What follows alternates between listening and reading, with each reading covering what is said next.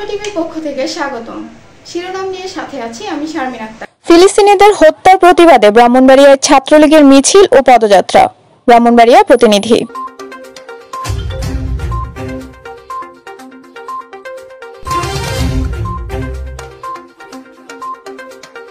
এবারে জানিয়ে দিচ্ছি বিস্তারিত। ফিলিস্তিনিদের উপর ইসরায়েলের হত্যাকাণ্ড বন্ধের দাবিতে কেন্দ্রীয় কর্মসূচির অংশ হিসেবে পতাকা মিছিল ও পদযাত্রা পালন করেছে ব্রাহ্মণবাড়িয়া জেলা ছাত্রলীগ সহ সাধারণ শিক্ষার্থীরা।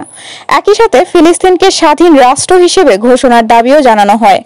আজ রবিবার দুপুর 12:30টায় পদযাত্রাটি বঙ্গবন্ধু স্কয়ার থেকে শুরু হয়ে সরকারি কলেজে এসে শেষ হয়। এর পরবর্তীতে আলোচনা সভা অনুষ্ঠিত হয়।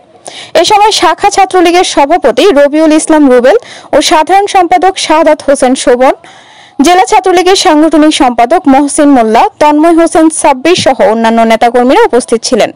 এ সময় বক্তারা ফিলিস্তিনিদের উপর ইসরায়েলি বর্বরজড়িত হত্যাযজ্ঞের তীব্র প্রতিবাদ জানিয়ে অবিলম্বে তা বন্ধের আহ্বান জানান।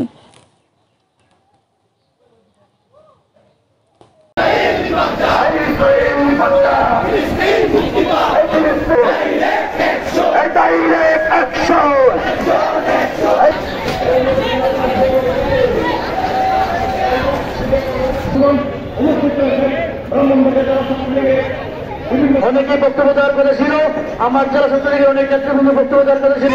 আজকের অনুষ্ঠানে সভাপতিত্ব করছেন বাংলাদেশ ছাত্রলীগ ব্রাহ্মণবাড়িয়া জেলা শাখা কর্তৃক আয়োজিত বাংলাদেশ